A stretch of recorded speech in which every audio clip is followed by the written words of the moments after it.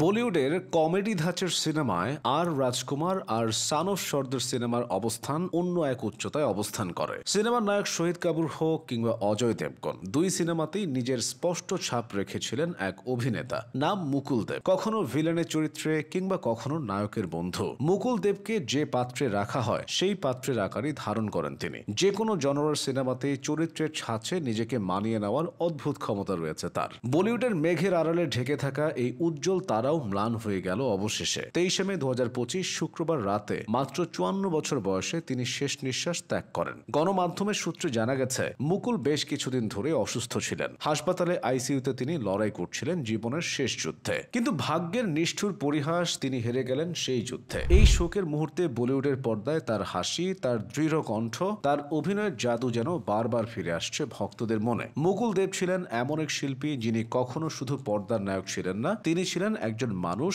যার উষ্ণতা আর সরলতা সকলের হৃদয় ছুঁয়ে যেত। মুকুল দেবের জীবন ছিল এক রঙিন ক্যানভাস। 1970 সালের 17 সেপ্টেম্বর দিল্লির এক সম্ভ্রান্ত পাঞ্জাবি পরিবারে জন্ম নেওয়া মুকুল ছিলেন প্রয়াত পুলিশ সহকারী কমিশনার হরিদেবের পুত্র। তার শৈশব থেকে ছিল স্বপ্নের ডানা। অষ্টম শ্রেণীতে থাকাতেই তিনি দূরদর্শনের একটি নৃত্য অনুষ্ঠানে মাইকেল জ্যাকসনের অনুকরণ করে প্রথম স্থান অর্জন করেন। পশতু এবং পার্সিয়ান ভাষায়ও তিনি ছিলেন বেশ সাবলীল। কিন্তু তার প্রকৃত ডাক এসেছিল আকাশ থেকে, যখন তিনি ইন্দিরা গান্ধী রাষ্ট্রীয় উড়ান একাডেমিতে পাইলট প্রশিক্ষণ নেন। তবুও পর্দার জাদু তাকে টেনে নিয়ে যায় চলচ্চিত্রের জগতে। 1996 সালে মহেশ ভাটের প্রযোজনায় নির্মিত দাস্তাক ছবির মাধ্যমে মুকুল বলিউডে পা রাখেন। সুস্মিতা সেন ও শ্রুতি কাপুরের সঙ্গে তার অভিনয় ছিল যেন এক নতুন ধারার উদ্ভাস। এসিপি রোহিত মালহোত্রার চরিত্রে তিনি দর্শকদের মুগ্ধ করেন। এরপর তার পথ চলা ছিল অপ্রতিরোধ্য।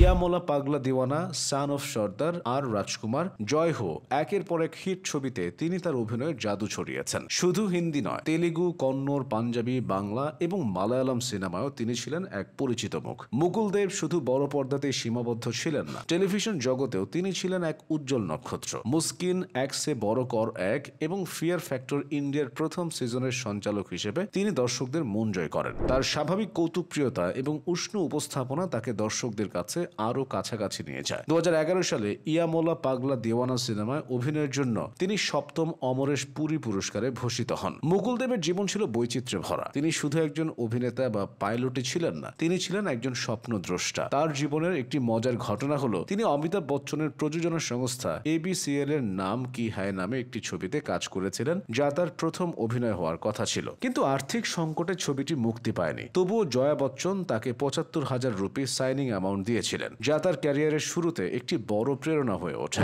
মুকুল দেবের ব্যক্তিগত জীবন ছিল চ্যালেঞ্জে পরিপূর্ণ। 2005 সালে স্ত্রী শিল্পা দেবের সঙ্গে বিবাহ বিচ্ছেদ ঘটে এবং তাদের মেয়ে সিয়া মায়ের সঙ্গে চলে যান। পরবর্তীতে মা বাবার মৃত্যু তাকে আরও একাকিত্বে ঠেলে দেয়। তিনি সমাজ থেকে নিজেকে গুটিয়ে নেন এবং কারো সঙ্গে যোগাযোগ রাখতেন না। মুকুলের শেষ কাজ ছিল সান অফ সর্দার 2, যেখানে তিনি অজয় দেবগন এবং মৃণাল ঠাকুরের সঙ্গে অভিনয় করেছেন। মুকুল দেবের মৃত্যুতে ভারতীয় চলচ্চিত্র ও টেলিভিশন জগতে এক অপূরণীয় শূন্যতা তৈরি হয়েছে। তার হাসি, তার অভিনয়, তার সরলতা চিরকাল আমাদের মনে থাকবে।